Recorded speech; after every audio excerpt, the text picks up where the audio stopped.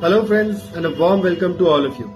I am CA Vikram Menda, specializing in the areas of audit, taxation and finance.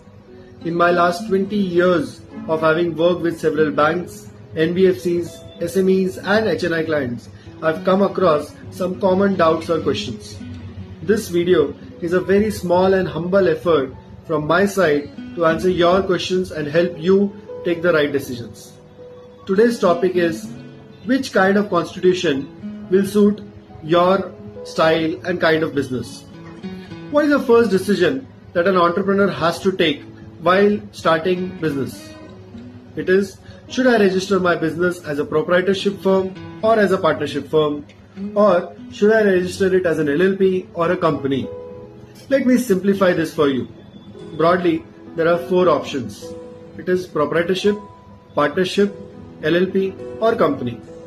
Easiest among all of these is a proprietorship firm.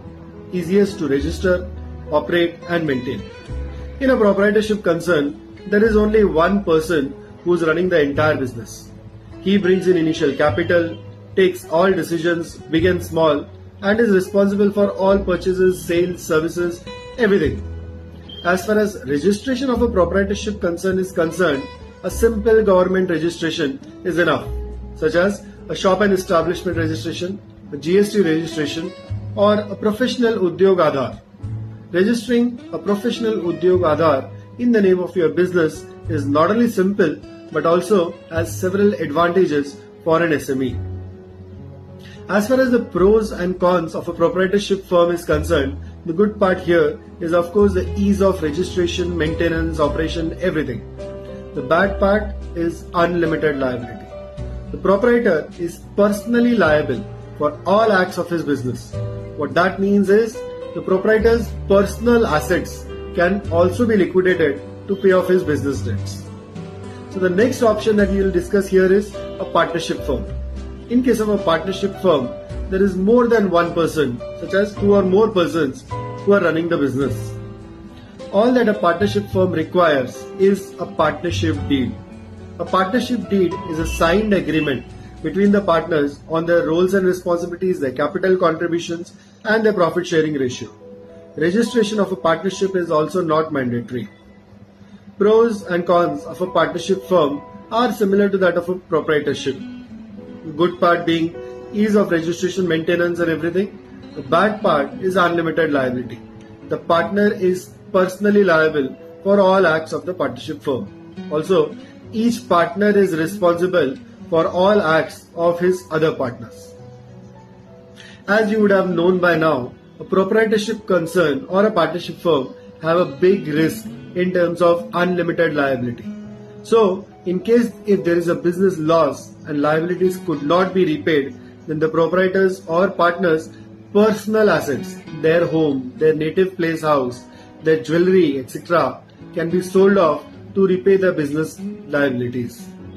Further, if you are looking to get empanelled as a registered vendor or supplier or service provider with a large company or an MNC, please note that some of these large companies are not comfortable in working with partnership or proprietary concerns. And that is the main reason why startups today are registering their business as either LLP or a private limited company.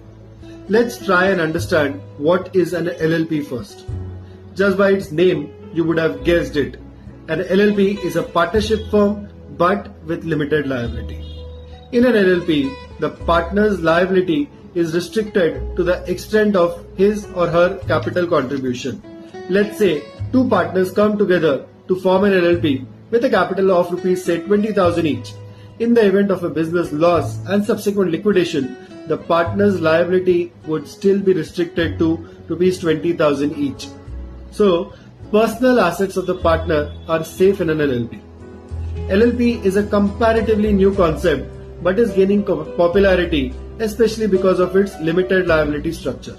It is a great concept, except that it has a drawback compared to a private limited company. Equity stake dilution and subsequent business sale to a private equity investor or a venture capital firm is difficult in an LLP. In such a case, you have to go for a private limited company.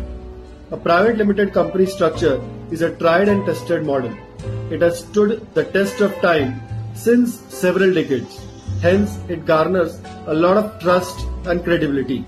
If your visiting card or business profile introduces your business as a private limited company, that brings in a lot of trust and confidence in the minds of not only outsiders such as customers, vendors, suppliers, bankers, but also in the minds of insiders such as employees, directors, investors, etc.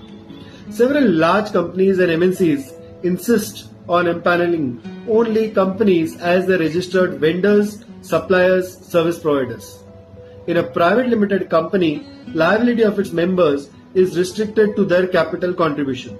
Hence, personal assets of the promoter are safe in a private limited company.